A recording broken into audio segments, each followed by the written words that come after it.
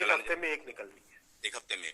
दूसरा सवाल ये है कि जब हम रोजगार की बात करते हैं तो रेलवे को लेकर लोगों की उम्मीद रहती है कि रोजगार आएंगे, और जब पिछला जनरल इलेक्शन था उससे पहले एक तरीके से अभी 1,54,000 लोगों का रोजगार कंप्लीट हुआ है। 1,54,000, 1,54,000 लोगों का, 1.5 लाख लोगों का रोजगार अभी कंप्लीट हुआ है।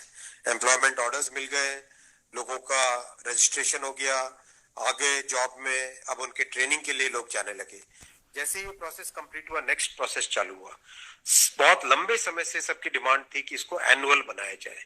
एनुअल इसलिए बनाया जाए, अगर 4-4, 5-5 साल के गैप में आता है तो कई लोगों की एज निकल जाती है उसमें से, राइट। इसीलिए अब एनुअल सिस्टम की तरफ मूव कर रहे हैं।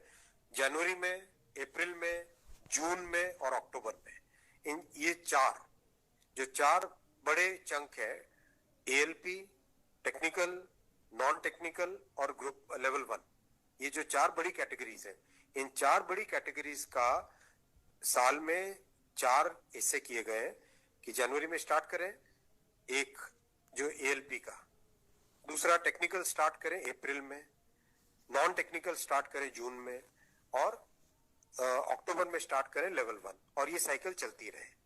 इस प्रोसेस पे सारे के सारे कैंडिडेट्स की डिमांड लंबे टाइम से रही है कि 4-4 साल का जो फेज होता है, 5 साल का फेज होता है, कई लोग एज बार हो जाते हैं उसमें। एक हर साल आपको अपॉर्चुनिटी मिलती रहेगी तो सबको अपॉर्चुनिटी मिलेगी।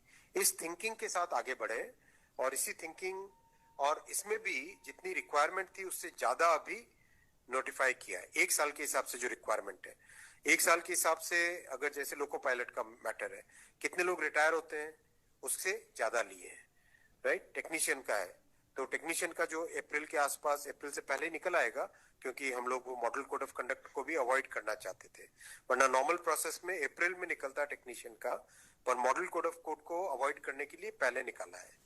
तो जनवरी, अप्रैल, जून, अक्टूबर, फिर अगले साल वापस जनवरी, अप्रैल, जून, अक्टूबर, फिर अगले साल वापस, इस हिसाब से ये प्रोसेस कर रहे हैं। सर, एक साल में कितने जॉब्स निकलेंगे इसमें? डिपेंड करेगा जिसकी जितनी रिक्वायरमेंट है। हर एक जोन की अपनी अपनी रिक्वायरमेंट आती है, हर डिवीजन की रिक्वायरमेंट आती है, कोई एस्टिमेट नहीं, हर वर्कशॉप से आती है। एस्टिमेट बनता है, बन के ही तो निकलता है, फिर एस्टिमेट बन के निकलता है ना, फिर हर एक कैटेगरी के लिए अलग अलग बनता है। अभी 1.5 लाख लोगों को जॉब दिया।